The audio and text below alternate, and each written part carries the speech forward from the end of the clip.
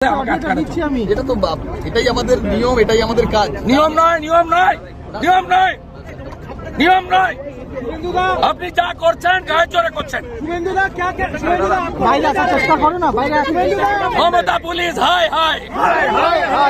This Mamta Police. My name is Subhendu Adhikari. I defeated Police Minister Mamta Banerjee.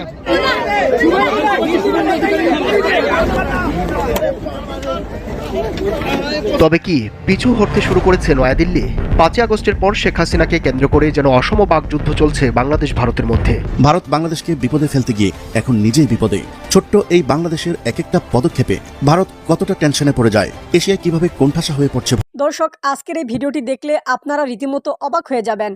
আপনারা জানেন ইতিমধ্যে আওয়ামী লীগ সরকারের পতন হয়েছে। এখন ক্ষমতায় আছেন অন্তর্বর্তী সরকার ডক্টর মোহাম্মদ ইউনূস। অন্তর্বর্তী সরকারের মাননীয় উপদেষ্টা ডক্টর মোহাম্মদ ইউনূস থাকাকালীন দেশে কি কি ঘটনা ঘটে যাচ্ছে তা আপনাদের প্রমাণ সহকারে দেখাবো। দর্শক, কথা আর বাড়াবো না, ভিডিওতে চলে যাব। তার আগে আপনাদের কাছে ছোট্ট একটি অনুরোধ, আপনি যদি আমাদের চ্যানেলে নতুন দর্শক হয়ে থাকেন তাহলে অবশ্যই চ্যানেলটি সাবস্ক্রাইব করে পাশে থাকা বেল আইকনটি বাজিয়ে দিতে ভুলবেন না। যারা অলরেডি আমার চ্যানেলটি সাবস্ক্রাইব করেছেন তাদেরকে জানাই অসংখ্য ধন্যবাদ। চলুন ভিডিওটি শুরু করা যাক। যে কারণে আমরা চাইছি, আমার ক্ষেত্রে শুনুন, কথাটা শুনুন। মিস্টার আমিনুল ইসলাম খান,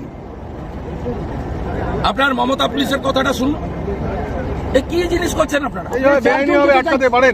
বেআইনি নয়, এটা আমরা যেটা করছি আইনের ক্লারিফিকেশনটা আপনি দিন। আমি বলে আইনের ক্লারিফিকেশন আপনি দিয়ে দিয়েছেন যে আপনি আইন মেনেই এসছেন চারজন, আমার আপত্তি নেই।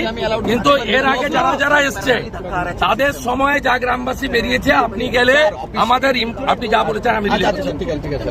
এত প্রচুর মানুষ বেরিয়ে পড়বেন, তাতে আমরা আপনাকে অ্যালাউ করছি। আপনি আমাকে অ্যালাউ করছেন না অন ক্যামেরা বলছেন তো? না, আমি অ্যালাউ করছি না। কি করছেন না, অ্যালাউ করছি। কেন? কারণ বলুন। কারণ আমি বলেছি আপনি গেলে ওখানে প্রচুর গ্যাদারিং হতে পারে, গ্যাদারিং হলে সেই 144 ভায়োলেট হবে, সেই কারণেই আমি আপনাকে অ্যালাউ করছি। সুবিধা, আপনি যদি বাড়ি গিয়ে কথা বলেন। আপনার নাম? আমিনুল ইসলাম খান। আপনি কি পোস্টে আছেন? আমি এসডিপিও মিনাখা। আচ্ছা, লোকাল এসডিপিও। আপনি কার ইনস্ট্রাকশন ক্যারি আউট করছেন? আমি আমার ঊর্ধ্বতন কর্তৃপক্ষ। ঊর্ধ্বতন কর্তৃপক্ষটা কি? মুখ্যমন্ত্রী না ডিজিপি? অবশ্যই আমার ডিপার্টমেন্টাল ঊর্ধ্বতন কর্তৃপক্ষ। ডিপার্টমেন্টাল ঊর্ধ্বতন কর্তৃপক্ষ তারা বলেছে আমাকে আটকানো। এটা তো এটাই আমাদের নিয়ম, এটাই আমাদের কাজ। নিয়ম নয়, নিয়ম নয়, নিয়ম নয়, নিয়ম নয়। আপনি যা করছেন গায়ে জোরে করছেন। Mamata police, high high. Mamata police, high high. Police তুমি উর্দি ছাড়ো, পুলিশ তুমি উর্দি ছাড়ো। গ্রামে গিয়ে যদি গ্রামবাসীদের বাড়িতে গিয়ে কথা বলেন তাহলে অসুবিধা কোথায়? আরে বলছে শুনুন, বলছে এত লোক বেরোবে, অস্বীকার করছে যে এত গ্রামবাসী আপনার সামনে বেরোবে, আপনাকে যেতে দেবো। বলছে উদ্ধত্তের সঙ্গে, উদ্ধত্তের সঙ্গে বলছে আপনাকে যেতে দেবো না। নাম বলছে, ডেজিগনেশন বলছে, আমার ডিপার্টমেন্টের হায়ার অথরিটির ডাইরেকশন আছে। DGP Rajeev Kumar, you will face legal consequence. I will move tomorrow in Calcutta High Court against this Mamta Police. My name is Subhendu Adhikari.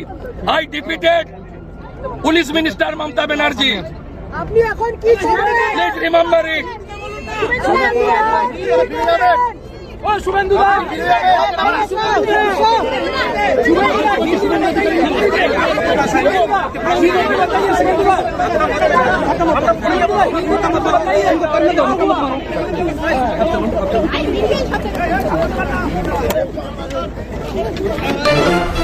Sheikh হাসিনার সরকার পতনের পরবর্তী প্রেক্ষাপটে বাংলাদেশের জন্য ভিসা বন্ধ করে ভারত সরকার। আলু, পেঁয়াজ ও খাদ্যপণ্য মাঝে মধ্যে বন্ধ করে দিয়ে বাংলাদেশকে বিপদে ফেলা সহ ভারতের আগরতলায় বাংলাদেশ সহকারী হাইকমিশন কার্যালয় হামলা ও পতাকা পোড়ানোর পর দুই দেশের সম্পর্ক তলানিতে গিয়ে ঠেকে। তবে ছোট্ট বাংলাদেশ যে ভারতের জন্য কত বড় আশীর্বাদ ছিল তা এখন হারে হারে টের পাচ্ছে মোদী সরকার। যেমন ভারত ভিসা বন্ধ করার পর বাংলাদেশি পর্যটকের জন্য ভিসা ফ্রি করে পাকিস্তান, আর তাতে পাকিস্তান যেতে হুমড়ি খেয়ে পড়ে বাংলাদেশি পর্যটকরা। এরপর তো রীতিমতো খেলা শুরু। ভারতকে ব্যান্ডউইথ ট্রানজিট দেওয়া বন্ধ করলো বাংলাদেশ। ভারতীয়দের জন্য ভিসাও বন্ধ করা হয়। ভারতের বিকল্প দেশ চীন, পাকিস্তান ও আফগানিস্তান থেকে আলু, পেঁয়াজ ও চিনি আমদানি শুরু হয়। ভারত বাংলাদেশকে বিপদে ফেলতে গিয়ে এখন নিজেই বিপদে। ছোট্ট এই বাংলাদেশের এক একটা পদক্ষেপে ভারত কতটা টেনশনে পড়ে যায়, এশিয়া কিভাবে কোণঠাসা হয়ে পড়ছে ভারত, তা জানাবো আজকের এই ভিডিওতে। চলুন শুরু করা যাক। গত 2 ডিসেম্বর ত্রিপুরার আগরতলায় বাংলাদেশ হাই কমিশনের দুর্বৃত্তদের হামলা ও ভাঙচুরের পর সেখানে সব ধরনের কার্যক্রম স্থগিত করে বাংলাদেশ সরকার। বন্ধ করে দেওয়া হয় ভারতীয়দের ভিসা দেওয়ার সব ধরনের প্রক্রিয়া। তবে দিল্লি বা আসাম মিশনের ক্ষেত্রে এমন কোনো নির্দেশ দেওয়া হয়নি। বাংলাদেশ পররাষ্ট্র মন্ত্রণালয়ের সূত্র থেকে জানা যায়, কলকাতা ও ত্রিপুরার পরিস্থিতি পর্যবেক্ষণ করে দিল্লি ও আসামের ক্ষেত্রেও একই রকমের নির্দেশনা আসতে পারে। প্রায় 9,000 জন শিক্ষার্থী সহ বাংলাদেশে অবস্থানরত বৈধ ভারতীয় নাগরিক 37,464 জন, যা অন্যান্য দেশের তুলনায় সবচেয়ে বেশি। ভারত বাংলাদেশিদের জন্য ভিসা বন্ধ করায় তেমন একটা প্রভাব পড়বে না, কারণ বাংলাদেশের নাগরিকরা তো শুধু চিকিৎসা ও ভ্রমণের জন্য ভারতে যেত। বরং ভারত ভিসা বন্ধ করাতে বিপুল পরিমাণ অর্থ দেশেই থেকে যাবে, আর চাঙ্গা হবে বাংলাদেশের অর্থনীতি। কিন্তু এই বিপুল পরিমাণ ভারতীয় অভিবাসীরা বাংলাদেশ থেকে $5 বিলিয়ন উপার্জন করে ভারতে পাঠাতো। এখন বাংলাদেশ যদি পুরোপুরি ভিসা বন্ধ করে দেয়, তাহলে ভারতের অর্থনীতি দুর্বল হয়ে যাবে, তাতে কোনো সন্দেহ নেই। বাংলাদেশের আরেক সিদ্ধান্তে গভীর টেনশনে ভারতকে ব্যান্ডউইথ ট্রানজিট দেবে না বাংলাদেশ। এতদিন প্রতিবেশী দেশ ভারতে ব্যান্ডউইথ রপ্তানি করত বাংলাদেশ, কিন্তু হাসিনা জমানার কোনো সিদ্ধান্ত বাংলাদেশের মানুষ কোনোভাবেই মেনে নিচ্ছে না। এবার কোপ পড়ল ব্যান্ডউইথ ট্রানজিটে। ভারতের উত্তর পূর্বের রাজ্যগুলোতে ইন্টারনেট সংযোগ শক্তিশালী করতে বাংলাদেশের ভূখণ্ড ব্যবহার করে ব্যান্ডউইথ ট্রানজিটের আবেদন করেছিল কেন্দ্র, কিন্তু সেই প্রস্তাব নাকচ করে দিয়েছে বিটিআরসি তথা বাংলাদেশ টেলিকমিউনিকেশন রেগুলেটরি কমিশন। এখন বাংলাদেশ ট্রানজিট না দেওয়ায় ভারতের উত্তর পূর্বাঞ্চলের 7 রাজ্য দ্রুতগতির ইন্টারনেট থেকে বঞ্চিত হচ্ছে। শুধু তাই নয়, ভারতের $45 বিলিয়ন ব্যান্ডউইথ বাজারে ধস নামতে চলেছে। এবার নজর দেওয়া যাক বাণিজ্যের দিকে। ভারতের সঙ্গে সম্পর্কের টানাপোড়েনের জেরে ভোগ্যপণ্য আমদানিতে তৃতীয় দেশের দিকে নজর দিয়েছেন বাংলাদেশের আমদানিকারকরা। সংশ্লিষ্টরা বলছেন, পেঁয়াজ, চিনি, চাল, গম, ডাল সহ প্রয়োজনীয় ভোগ্যপণ্য চীন, পাকিস্তান ও আফগানিস্তান থেকে আমদানিতে পরিবর্তন করছেন রপ্তানিকারক দেশ ভারতকে। সাহসী পদক্ষেপ দেখিয়েছে। পুরো ভিডিওটি দেখলে আপনিও একথা বলতে বাধ্য হবেন। হ্যাঁ, সকল বাধা বিপত্তি পেরিয়ে এবার তিস্তা খনন মহাপরিকল্পনার কাজ উদ্বোধনের ক্ষণগণনা শুরু হয়ে গিয়েছে। ভারতের লাল চোখকে উপেক্ষা করে চীনের সাথেই তিস্তা খননের কাজ শুরু করছে। কেন আমি বলছি? বাংলাদেশের এটি একটি মাস্টার স্ট্রোক, এবং এই খবরকে কেন্দ্র করে ভারতীয় মিডিয়ার রিঅ্যাকশন কি, আপনার এই প্রশ্নগুলোর উত্তর জানাবো। চীনের বিনিয়োগে তিস্তা মহাপরিকল্পনার কাজ বন্ধ করতে ভারত গত 2 বছর যাবৎ নানাভাবে চাপ প্রয়োগ করে আসছে।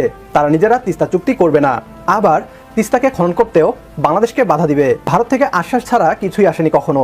চীনের সাথে বাংলাদেশের তিস্তা খননের প্রকল্পটি বাস্তবায়ন যাতে না হয়, সে লক্ষ্যে ভারত বাংলাদেশকে তিস্তা খনন করার অফার পর্যন্ত দেয়। বাংলাদেশ যে ভারতের এই অফারকে প্রত্যাখ্যান করেছিল তা আর বলার অপেক্ষা রাখে না। যদি তিস্তাকে খনন করতেই হয়, তাহলে ভারতকে দিয়ে নয়, বরং চীনের অর্থায়ন ও কারিগরি সহায়তায় তিস্তা মহাপ্রকল্প বাস্তবায়ন করবে বাংলাদেশ। কারণ চীন তাদের দুঃখ হোয়াংহো নদীকে ম্যানেজমেন্ট করে আশীর্বাদে রূপান্তরিত করে ফেলেছে। চীন এইসব কাজে সফল হয়ে আগেও বিশ্বকে অবাক করেছে। তিনি বলেন, প্রকল্পটির যাবতীয় তথ্যাদি এখন চীন সরকারের সংশ্লিষ্ট দপ্তরে নিরীক্ষার কাজ চলমান। আমরা প্রকল্পটিকে গুরুত্বের সাথে দেখছি। স্বাভাবিকভাবেই চিকেন নেকের কাছে চীনের অবস্থান দেখে ভারতীয় মিডিয়ার ঘুম হারাম হয়ে গিয়েছে। ভারতীয় নিউজ পেপারগুলোতে এটি ফলাওভাবে প্রচারও হচ্ছে। অনেক ভারতীয় মিডিয়ার মতে এটি ভারতের জন্য সতর্ক সংকেত। তবে এখন আর ভারত এই প্রকল্পকে আটকাতে পারবে না কোনোভাবেই। বাংলাদেশ এই তিস্তা মহাপরিকল্পনা বাস্তবায়ন করেই ছাড়বে। দর্শক, সম্পূর্ণ ভিডিওটি দেখলেন, আশা করি বিষয়টি বুঝতে পেরেছেন। এই নিয়ে আপনার গুরুত্বপূর্ণ মন্তব্যটি অবশ্যই কমেন্ট বক্সে জানিয়ে দিবেন। ধন্যবাদ।